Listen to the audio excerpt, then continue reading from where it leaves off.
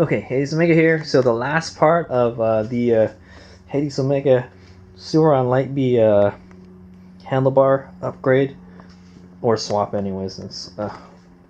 So the first thing we did was, well, we put the wider bar, the wider and taller bar.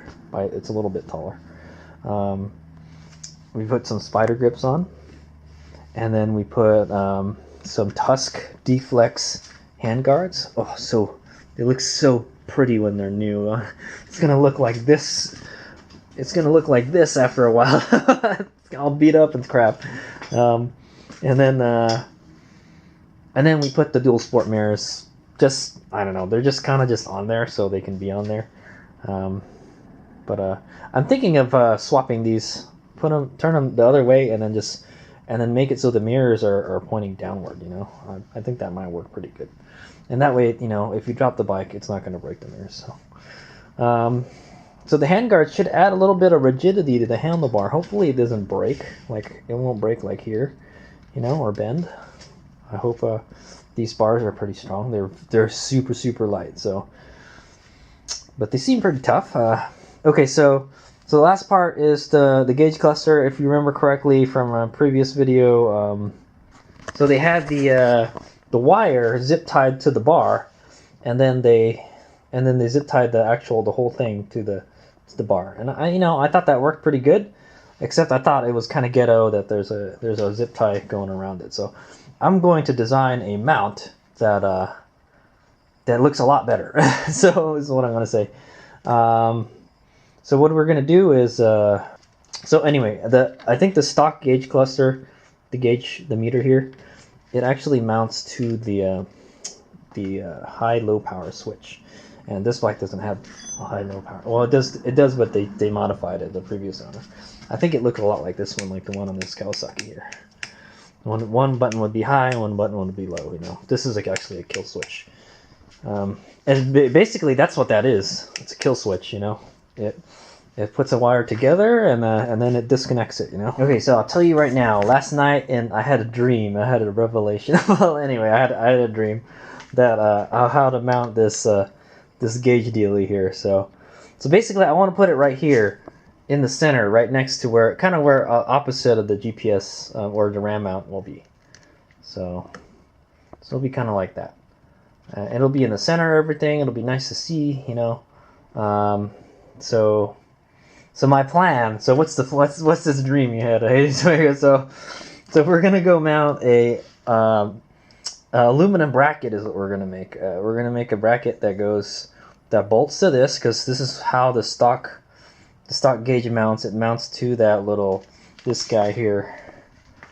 Thing that's similar to that, but we don't have that anymore. I mean, I guess we could drill a hole in there, but I don't know. I think it would hit like the switches and stuff that are inside. So we're just going to make a separate one. I would like to have it in the center. I think the center is the best place to have it anyway. So so what we're going to do is we're going to make a bracket here. And the bracket's going to bolt to here. It's going to be an L bracket. It'll go straight here and then go 90 degrees, and then I will bolt it to the center part here. Or not, we'll bolt it, we'll clamp it. We're going to use a clamp. So I was thinking, like, yeah, we could use something like a Trail Tech. I don't have a Trail Tech with me right handy in this garage, but Trail Tech has a mount similar to that. It has a little clamp around here and then a little part that screws into the unit. But yeah, this is what I'm going to do. So what I've decided to do is get a piece of angle iron here. It's 90-degree piece of angle iron, pretty stout stuff. What we're going to do is we're going to cut this. This is what I envision. We're going to cut this. We're going to cut this wide enough where it'll bolt onto this, and we'll drill 2 holes in it, and we'll bolt this to this. Yeah, bolt this to this, and then we're going to use the part that's sticking out on the bottom. We're going to zip tie that.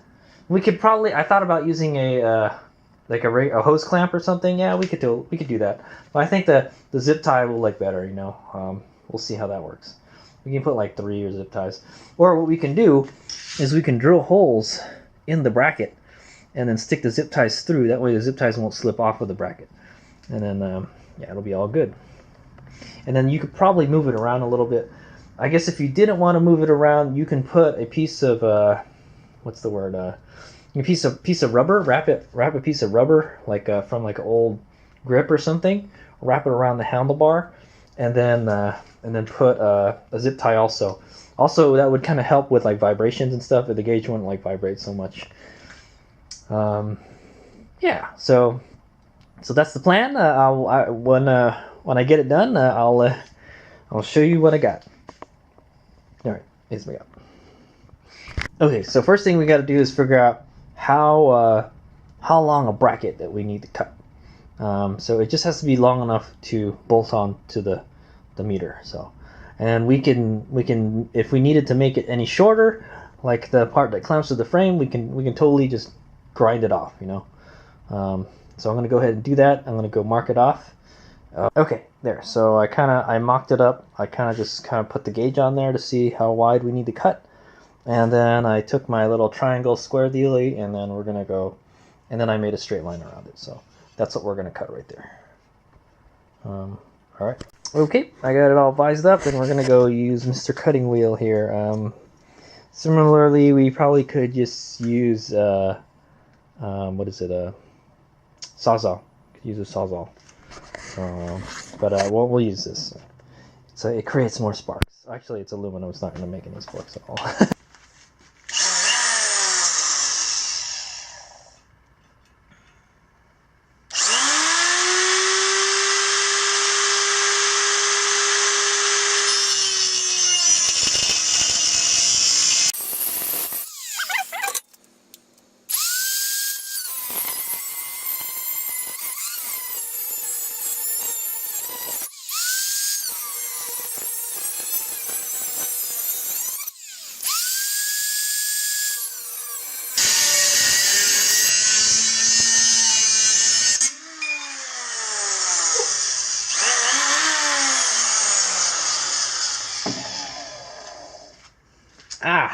I should then.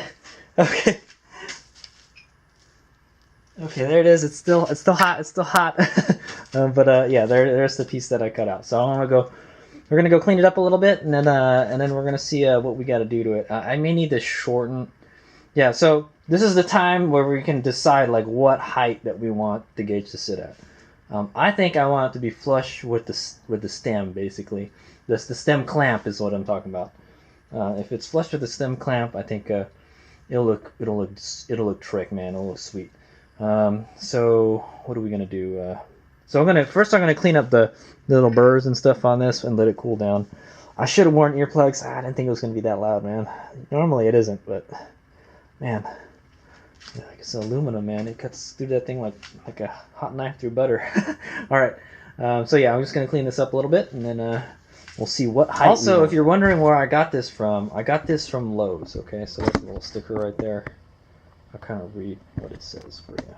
But it's made by Hillman.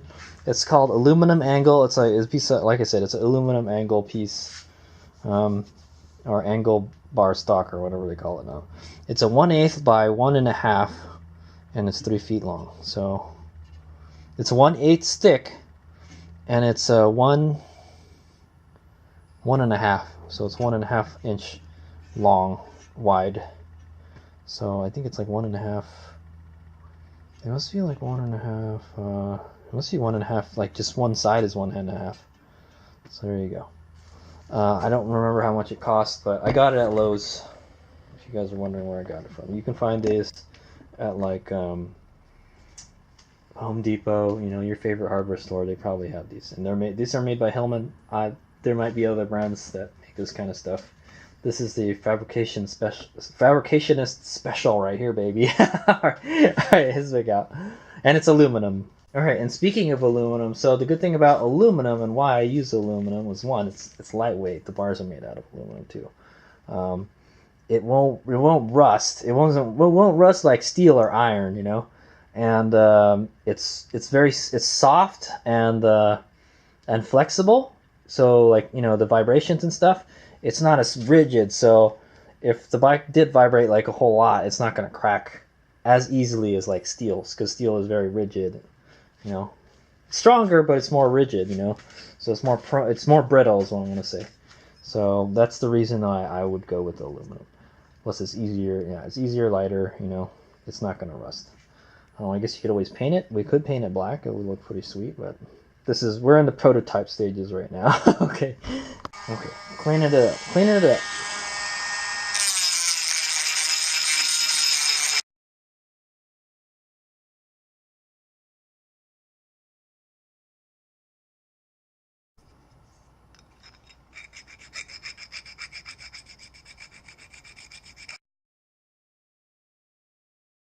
Okay, so after I clean it up, that's what it looks like. It doesn't look super professional, but it'll get okay, so the next thing to do is figure out how tall I want this bad boy. So I'm going to go sit on the bike real quick, figure out how I want it, how we want it. So I think, like I said, I wanted it about the same height as this clamp here. In fact, we can probably, we can make it higher than the clamp a little bit. That way I can make it, if I wanted to put it over, well, no, we can't do that because the little bar will be in the way. But yeah. So it's going to be something like that. And then we're just going to bolt it onto there like that. So I'm going to go ahead and figure out how high we want to cut it, and then I'll let you know what we'll come back when. Okay, so I figured out where I want to cut it. We're going to cut it this much. Cut straight down that line. When I draw a line.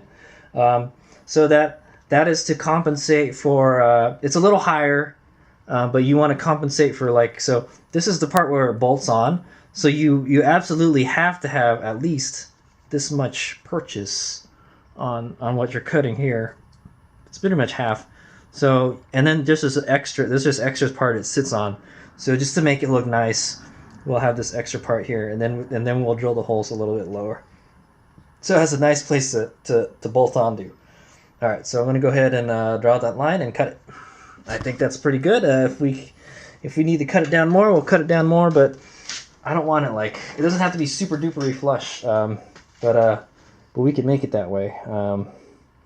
You can't make it too close because you got this wire coming out the back here, so it'll only bend so much. So that's pretty much as close as you can make it right there. About like a 1/4 of an inch height or something. So, all right. So I'm gonna go ahead and cut that. Okay, there's the line I made. So basically, I just took my little triangle and then drew a line, drew a straight line with it. And it's a little bit close on that side, but basically. We just got to make that black line disappear. Okay. This time we're these guys, and I got my iPro on.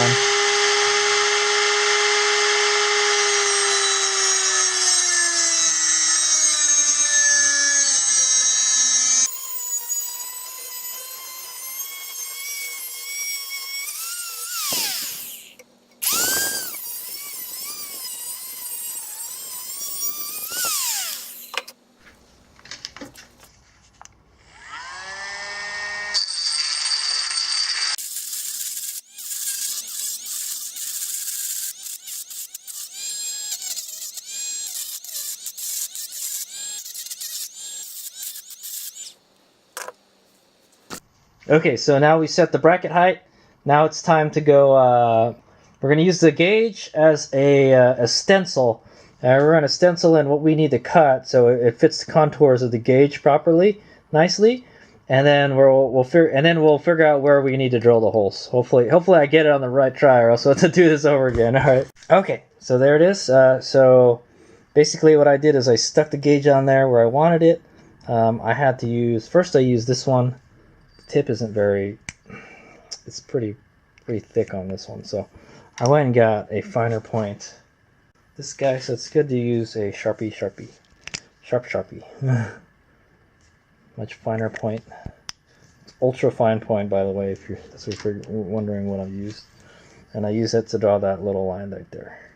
So basically I just got to grind all this black parts out. So I'm gonna go probably use Mr. Grinder here, and then get it done. All right, so let me go get let's go get some water to quench it. This is probably.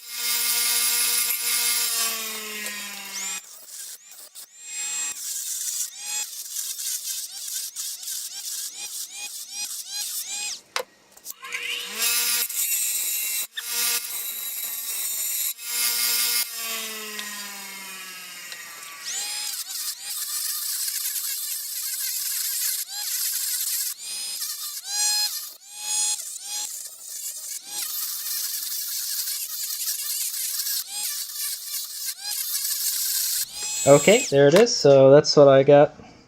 So that's so it kind of looks nice. It's flush. There's no parts sticking out anywhere. So okay, so now it's time to go figure out where we're going to drill these holes are.